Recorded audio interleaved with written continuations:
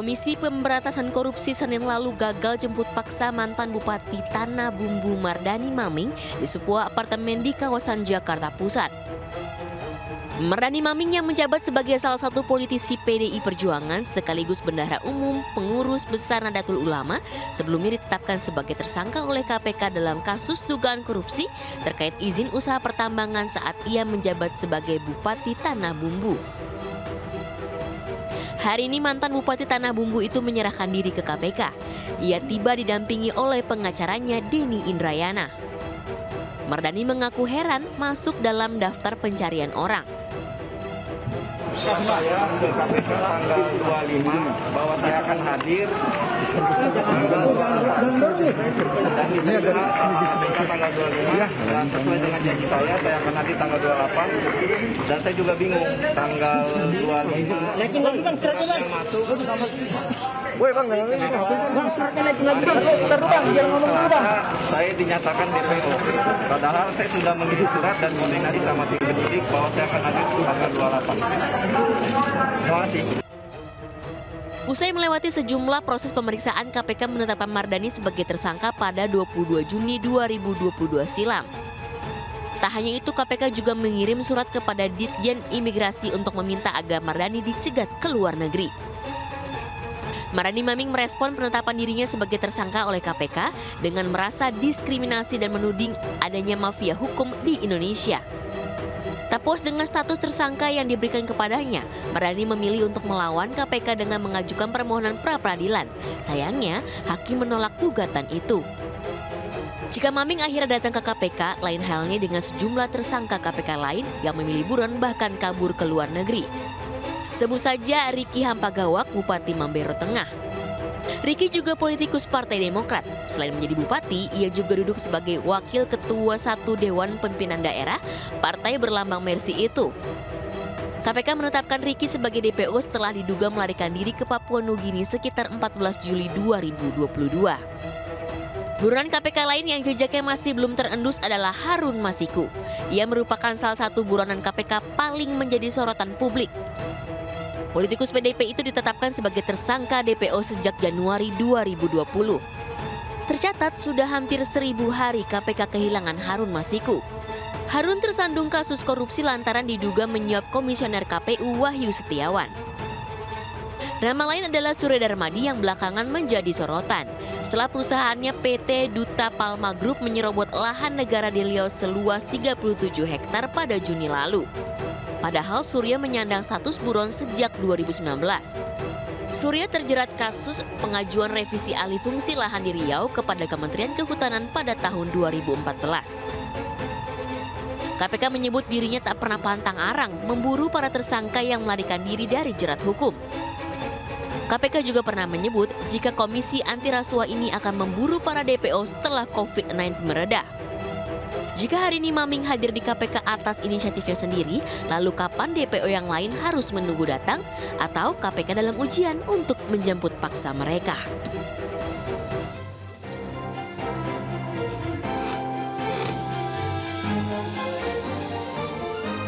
Pemirsa, masuk daftar pencarian orang mantan Bupati Tanah Bumbu, Kalimantan Selatan, Mardani Maming akhirnya hadir di Gedung Merah Putih Komisi Pemberantasan Korupsi. Ia datang untuk diperiksa sebagai tersangka kasus dugaan suap dan gratifikasi terkait dengan pemberian izin usaha tambang di Tanah Bumbu. Hingga malam hari ini pemeriksaan terhadap politisi PD Perjuangan yang juga merupakan bendahara umum PBNU itu masih berlangsung. Saya Ajat Turatma, Anda menyaksikan MNC News Prime.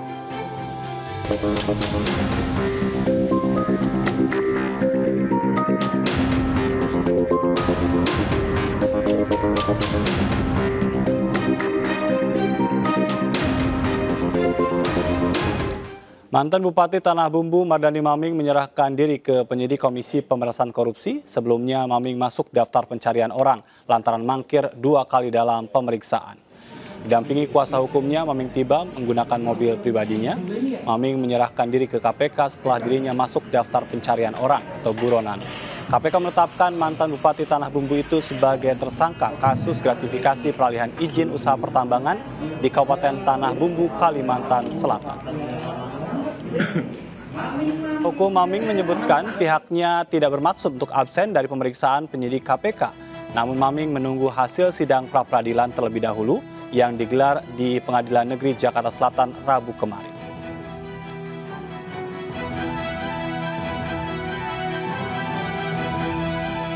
Dalam sidang putusan pra-peradilan mantan Bupati Tanah Bumbu melawan KPK yang digelar Rabu kemarin, Hakim Pengadilan Negeri Jakarta Selatan memutus menolak permohonan yang diajukan oleh Mardani Maming.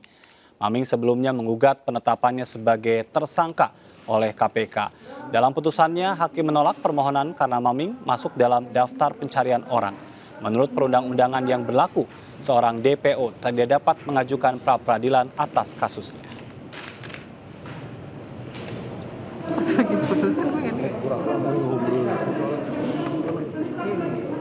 Pemirsa, untuk mengetahui perkembangan kasus suap izin usaha tambang di Kabupaten Tanah Bumbu terkait dengan pemeriksaan Mardani Maming malam hari ini sudah ada rekan jurnalis Rizka Dior di Gedung Merah Putih KPK Kuningan, Jakarta Selatan.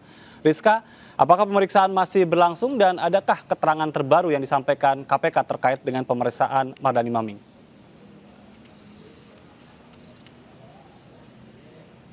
Ya, selamat malam Ajat dan juga pemirsa. Hingga saat ini kami belum mendapatkan informasi atau update terbaru dari pihak KPK terkait pemeriksaan kasus tersangka Mardani Maming dalam kasus dugaan suap dan gratifikasi penerbitan izin usaha perusahaan tambang yang sebesar 104,3 miliar rupiah.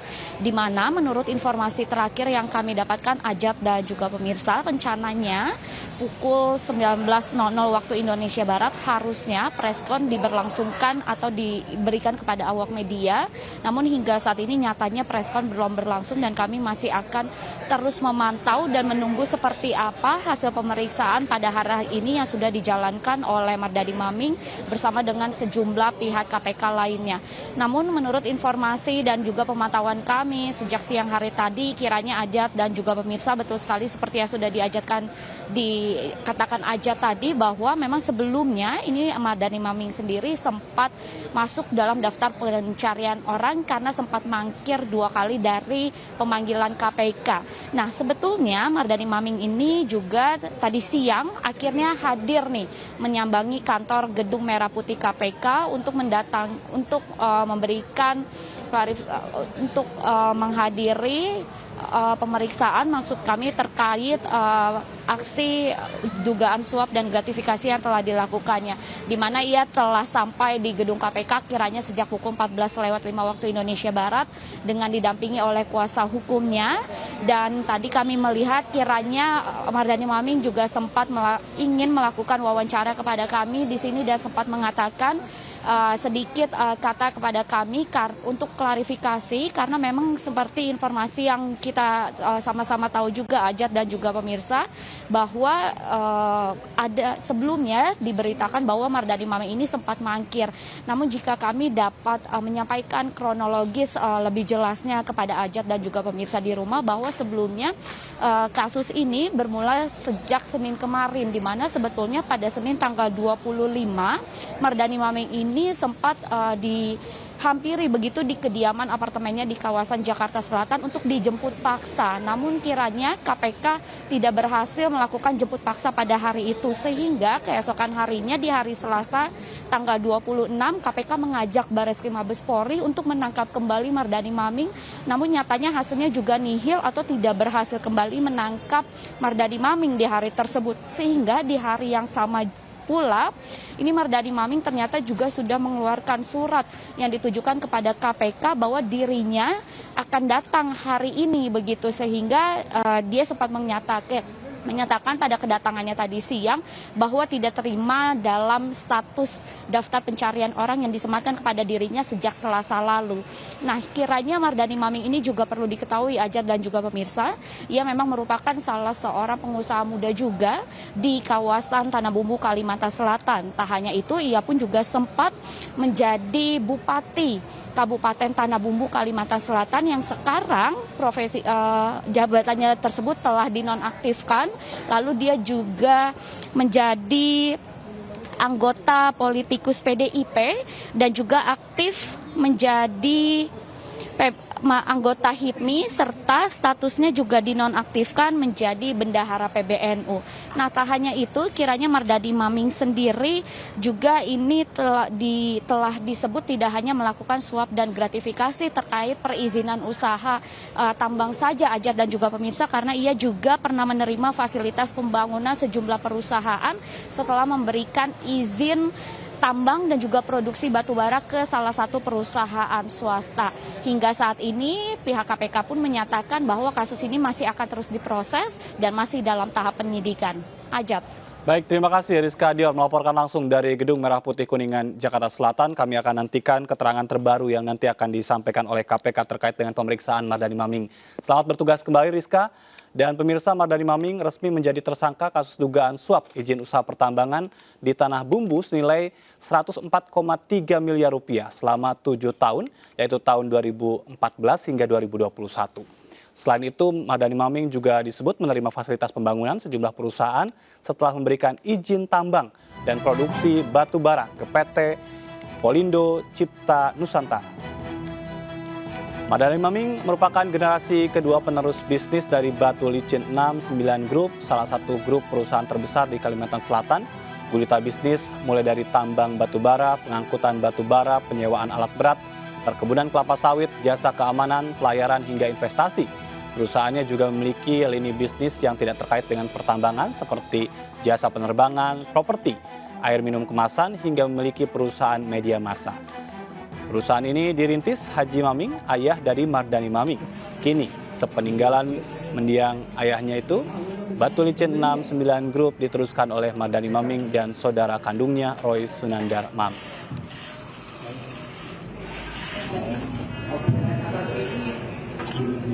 Setelah sempat gagal dijemput paksa, mantan Bupati Tanah Bumbu Mardani Maming, akhirnya KPK bisa melakukan pemeriksaan karena Maming sendiri datang atas inisiatifnya dalam status sebagai buronan KPK. Di tengah banyak kasus yang ditangani, tersangka buron menjadi pekerjaan rumah KPK karena nyatanya hingga hari ini masih ada juga ya buronan yang belum juga berhasil dan bahkan harus datang untuk bisa diperiksa. Sudah hadir di studio untuk memperbincangkan hal ini ada Tama S. Langkun, Ketua Bidang Hukum dan HAM DPP Partai Perindo, dan Bonyamin Saiman, Koordinator Masyarakat Anti Korupsi Indonesia. Selamat malam. Malam, Kang Ajat. Ini menarik ya, jadi kita nunggu-nunggu ya siapa yang ditangkap buronan, tapi ada buron yang datang begitu. Saya ke Mas Boy terlebih dahulu. Mas Bonyamin, ada yang istimewa dari seorang buronan yang 2 kali dijemput gagal tapi akhirnya datang? Ya, apapun saya memberikan apresiasi pada Maming, Mardani Maming yang telah akhirnya hadir pada hari ini. Terlepas itu kasusnya, saya apapun ini bentuk sumbangan Mardani Maming terhadap penegakan hukum dan penghormatan atas hukum. Itu apresiasi. Meskipun memang saya pernah datang juga persidangan di sana, di Samarinda. Iya. Datang 3 kali untuk memantau persidangan itu, sampai bahkan mengirim surat kepada ketua pengadilan untuk upaya jemput paksa untuk bersaksi karena 2 kali mangkir dan akhirnya ada perintah membawa, akhirnya hadir itu. Dan saya paham betul proses kasusnya seperti apa kira-kira gitu, tapi itu kita berikan kepada KPK untuk memprosesnya lah gitu. Dan saya juga ingatkan sampai kemarin itu berpikir apakah saya harus juga memberikan lomba berhadiah lagi gitu. Karena saya masih punya hutang ini untuk Harun Masiku itu. Iya. iPhone 13 saya kan dulu 2, itu sebenarnya untuk Nur Hadi. Masih awet ya? Nur Hadi, dan terpaksa waktu itu karena dalam kasus Nur Hadi itu ada 2 kubu, saya berikan 2 karena khawatir nanti iPhone-nya juga rusak.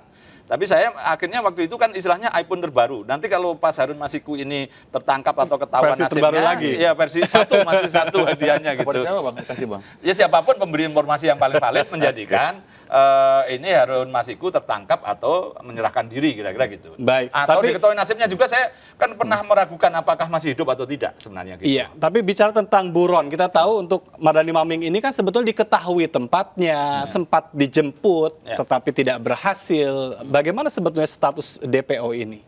Ya apapun dia sudah ditetapkan sebagai DPO. Sebenarnya bisa aja tadi ditangkap di depan KPK, tapi karena bentuk penghormatan karena udah datang ya sudah tidak perlu ditangkap lagi. Dan apakah ini nanti habis ini ada upaya paksa gitu, termasuk penahanan ya kita serahkan. Saya tidak pada posisi lagi mendesak KPK untuk melakukan penangkapan dan penahanan. Misalnya itu sudah kita serahkan sepenuhnya kepada KPK lah. Ya, Mas Tama, ini KPK didatangi oleh buronan gitu ya. Tapi di satu sisi ada pertanyaan, apa memang kalau untuk pemeriksa tuh harus yang datang itu buronannya? Karena lama juga kita menanti beberapa buronan nggak ditangkap-tangkap gitu. Iya, tentu yang pertama KPK tidak bisa berpuas diri ketika ada buronan yang datang. Karena apa? Dia masih punya wishlist lagi yang kemudian masih panjang. Misalnya Ricky Ham Pagawak, ya itu kan juga sampai sekarang masih jadi pertanyaan dia kemana. Kemudian yang lain-lain misalnya ada Izil Azhar dan lain-lain. Artinya ini kemudian tidak bisa dianggap sebagai sebuah prestasi ya, justru lebih apresiasi kepada tersangka yang menyerahkan diri. Meskipun demikian tentu saja kita harus lihat hal-hal lain. Kalau saya melihat dari sisi misalnya syarat penahanan, kenapa sih orang ditahan? Ada yang objektif, ada yang subjektif. Yang objektif tentu pidana yang di atas 5 tahun. Kalau yang subjektif itu alat bukti takut dirusak, takut kabur, takut melakukan perbuatan yang sama. Tentu dari sisi ini tentu ada jeda waktu di mana masa ditetapkan dengan DPO sempat lari. Tentu KPK juga harus mengecek ulang bukti-bukti yang dipunya, keterangan-keterangan yang dipunya, termasuk hal-hal lain yang kita khawatirkan kemudian dia berubah ketika ada yang mau dijemput paksa, kemudian dia sempat punya waktu untuk mungkin bersembunyi atau yang lain-lain. Itu menurut saya menjadi PR dalam kasus ini. Nah, yang lainnya tentu bicara soal dugaan gratifikasi, suap menyuap, tentu ada bicara soal unsur korporasi. Mudah-mudahan chapter selanjutnya ini berkembang, KPK juga harus mengusut siapapun yang kemudian terlibat dalam perkara ini. Baik, tapi kalau berbicara tentang kasus yang mendera Mardhani Maming, kita tahu beliau adalah seorang politisi, begitu kan, dan memang sempat juga muncul di publik dugaan kok alot banget begitu kan menangani kasus ini. Kalau Anda sendiri melihatnya, apakah demikian? Iya, tentu ini kalau saya lihat ya, ini kan kasusnya dalam kapasitas sebagai kepala daerah. Yang tentu ini motifnya biasa banget ditemukan. Kan pilihannya, kalau daerah kayak sumber daya alam, biasanya korupsinya akan menyasar atau dugaan korupsinya akan menyasar pada sektor perizinan. Kalau dia nggak kayak sumber daya alam, nggak ada di situ, akan nyasar yang namanya pengadaan barang dan jasa, kemudian jual beli jabatan dalam tanda kutip, pemerasan pada saat diangkat menjadi pejabatan tertentu, itu kan pola yang biasa terjadi. Artinya apa yang terjadi bicara soal pola, ini sesuatu yang memang pattern atau korupsi yang memang biasa terjadi dan dilakukan oleh kepala daerah. Jadi saya nggak melihat sesuatu yang wah, tetapi tentu saja tadi saya katakan, ini bukannya soal izin, tentu saja yang lain-lainnya pun juga harus dilihat sebagai salah satu perbuatan tindak pidana korupsi. Mas Boyamin, apakah Anda melihat juga seperti itu? Bicara tentang penanganan KPK untuk kasus ini? Sorry, saya disclaimer lupa, jadi mohon maaf. Pengadilan Negeri Tipikor Banjarmasin tadi Samarinda. Karena saya baru ingat-ingat, oh iya, saya kesana kok gitu. Jadi dalam konteks ini KPK kan masih juga ada PR yang terkait dengan Supian Hadi. Itu malah sudah lama periode yang lalu, bahkan sudah tersangka, sekarang masih juga belum diselesaikan. Padahal waktu itu digembar-gembarkan kerugiannya melebihi EKTP. Gitu. Nah, karena menyangkut bahwa itu dianggap total loss misalnya. Gitu. Jadi KPK masih banyak PR yang sebenarnya ini juga kedua, mulai harus juga mencerdaskan diri berkaitan dengan pengenaan pasal 2 dan pasal 3. Jangan berkutat di gratifikasi, suap, itu pasal 5, 11, 12 itu. Karena ada satu buron lagi yang terkait dengan Surya Darmadi itu dan juga berkaitan dengan penanganan kasus Garuda itu ternyata hanya berhenti di suap. Sementara Kejaksaan Agung kemudian mengembangkan menjadi dugaan perbuatan melawan hukum dan penyalahgunaan wewenang. Nah, ini masih banyak hal yang sebenarnya KPK ini berbenah diri lah istilah saya begitu. Jadi ini beberapa case juga buron-buron ini bagaimana mereka juga belajar dari masa lalu menangani misalnya. Dulu Nazarudin sampai ditangkap di Kolombia misalnya. Cartagena ya. Ya, waktu itu di Singapura. Tapi kemudian banyak LSM juga gitu demonstrasi di kedutaan. Dan KPK juga barangkali sounding-sounding ke pemerintahan sama Singapura. Akhirnya di tanda kutip tidak boleh lagi di Singapura. Akhirnya dia pergi misalnya. Nah, itu. Jadi ini banyak sebenarnya yang KPK bisa dilakukan belajar dari lalu lah. Tidak perlu harus itu harus dibuktikan begitu kan. Tidak menunggu buronan itu datang tetapi tangkap begitu ya. Kita akan lanjutkan kembali perbincangan ini termasuk juga nih bicara tentang kasus Mardhani Maming. Apa betul ini ada politisasi, kriminalisasi, tapi nanti ya. Iya. Tetap bersama kami, tetap di MNC News Prime.